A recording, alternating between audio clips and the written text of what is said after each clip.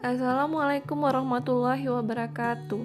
Saya Fuji Valensi, peserta Latsar CPNS 2022 Kota Pariaman golongan 2 angkatan 2. Kali ini saya akan menjelaskan tentang kedudukan dan peran PNS untuk mendukung terwujudnya smart governance. Manajemen ASN. ASN terdiri atas dua kategori. Yang pertama pegawai negeri sipil, yang kedua pegawai pemerintah dengan perjanjian kerja. Kedudukan ASN yaitu sebagai unsur aparatur negara yang menjalankan kebijakan yang ditetapkan oleh pimpinan instansi pemerintah serta harus bebas dari pengaruh dan intervensi semua golongan dan partai politik. Adapun peran ASN yaitu sebagai perencana, pelaksana, dan pengawas penyelenggaraan tugas umum pemerintahan dan pembangunan nasional melalui pelaksanaan kebijakan dan pelayanan publik yang profesional, bebas dari intervensi politik, serta bersih dari praktik kolusi dan nepotisme. Tugas ASN yang pertama melaksanakan kebijakan yang dibuat oleh pejabat pembina kepegawaian sesuai dengan ketentuan peraturan perundang-undangan. Yang kedua memberikan pelayanan publik yang profesional dan berkualitas. Yang ketiga mempererat persatuan dan kesatuan negara Republik Indonesia. Hak dan kewajiban ASN. Yang pertama PNS memiliki hak berupa gaji, tunjangan dan fasilitas, cuti, jaminan pensiun dan jaminan hari tua, perlindungan dan pengembangan kompetensi. Adapun P3K memiliki hak berupa gaji, tunjangan dan fasilitas, cuti, perlindungan dan pengembangan kompetensi. Kewajiban ASN. Yang pertama, setia dan taat pada Pancasila, Undang-Undang Dasar Negara Republik Indonesia 1945, NKRI, dan pemerintah yang sah. Menjaga persatuan dan kesatuan bangsa, melaksanakan kebijakan pemerintah, menaati ketentuan peraturan perundangan, melaksanakan tugas kedinasan, menunjukkan integritas dan keteladanan, menyimpan rahasia jabatan, bersedia ditempatkan di seluruh wilayah NKRI.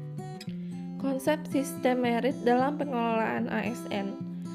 Merit system merupakan salah satu sistem dalam manajemen sumber daya manusia yang menjadikan kualifikasi, kompetensi, dan kinerja sebagai pertimbangan utama dalam proses perencanaan, perekrutan, penggajian, pengembangan promosi, retensi, disiplin, dan pensiun pegawai. Sistem merit dalam manajemen ASN memiliki fungsi terutama bagi organisasi yaitu untuk mendukung keberadaan prinsip akuntabilitas yang saat ini menjadi tuntutan dalam sektor publik. Adapun bagi ASN berfungsi untuk menjamin keadilan dan juga menyediakan ruang keterbukaan dalam perjalanan karir seorang pegawai. Prinsip sistem merit yang pertama keadilan dan kewajaran, yang kedua objektif, yang ketiga berbasis kinerja. Pelaksanaan sistem merit dalam beberapa komponen pengelolaan ASN yaitu pertama penyusunan dan penetapan kebutuhan, yang kedua penilaian kinerja, yang ketiga pengembangan kompetensi, promosi, mutasi, yang keempat penghargaan. Adapun mekanisme pengelolaan ASN terdiri atas manajemen PNS, manajemen P3K, pengelolaan JPT, organisasi dan sistem informasi. Alur pengelolaan manajemen ASN yang pertama penyusunan dan penetapan kebutuhan, selanjutnya pengadaan, kemudian penentuan pangkat dan jabatan, selanjutnya pengembangan karir, lalu pola karir, kemudian promosi, mutasi, penilaian kinerja, penggajian dan tunjangan, penghargaan, disiplin, pemberhentian, jaminan pensiun dan hari tua, serta perlindungan. Organisasi ASN bernama Korp Profesi Pegawai ASN atau KOPRI berfungsi memberikan perlindungan hukum dan advokasi kepada anggota Korp Profesi ASN Republik Indonesia terhadap dugaan pelanggaran sistem merit dan mengalami masalah hukum dalam melaksanakan tugas. Kedua, menyelenggarakan usaha untuk peningkatan kesejahteraan anggota sesuai dengan ketentuan perundang-undangan. Yang ketiga, pembinaan dan pengembangan profesi ASN. Yang keempat, memberikan rekomendasi kepada Majelis Kode Etik instansi pemerintah terhadap pelanggaran kode etik profesi dan kode perilaku profesi. Selanjutnya, kita akan membahas tentang Smart ASN. Literasi digital banyak menekankan pada kecakapan pengguna media digital dalam melakukan proses mediasi digital yang dilakukan secara produktif. Seorang yang memiliki kecakapan literasi digital yang bagus tidak hanya mampu mengoperasikan alat, melainkan juga mampu bermedia digital dengan penuh tanggung jawab. Adapun kerangka kerja yang harus dimiliki atau kompetensi yang harus dimiliki dalam bermedia digital, diantaranya yang pertama digital skill, yaitu kemampuan untuk mengetahui, memahami, dan menggunakan perangkat keras ataupun perangkat lunak serta sistem operasi digital dalam kehidupan sehari-hari.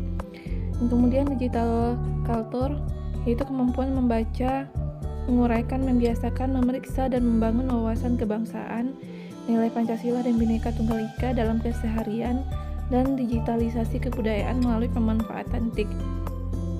Yang ketiga, digital etik, yaitu kemampuan menyadari, mencontohkan, menyesuaikan diri, merasionalkan, mempertimbangkan, dan mengembangkan tata kelola etika digital dalam kehidupan sehari-hari. Yang terakhir, digital safety, yaitu kemampuan mengenali, mempolakan, menerapkan, menganalisis, menimbang, dan meningkatkan kesadaran perlindungan data pribadi dan keamanan digital dalam kehidupan sehari-hari.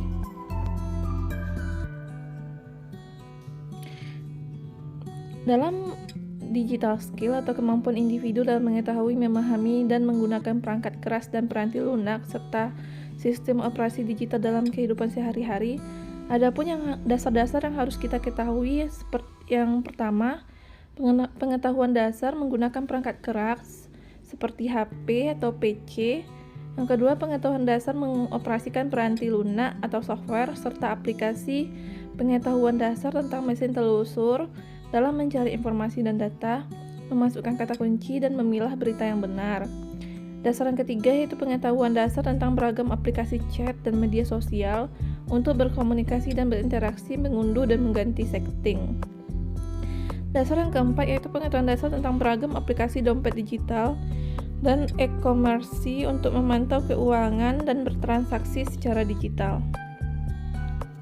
Aman bermedia digital. Secara individual terdapat 3 area kecakapan keamanan digital yang wajib dimiliki oleh pengguna media digital, yaitu yang pertama kognitif, yaitu bagaimana memahami berbagai konsep dan mekanisme proteksi baik terhadap perangkat digital maupun terhadap identitas digital dan data diri.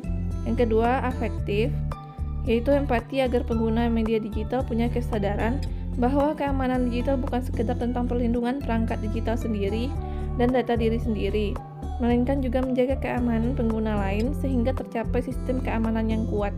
Yang ketiga, konatif atau behavioral, langkah-langkah praktis untuk melakukan pelindungan identitas digital dan data diri. Sekian penjelasan dari saya. Terima kasih. Assalamualaikum warahmatullahi wabarakatuh.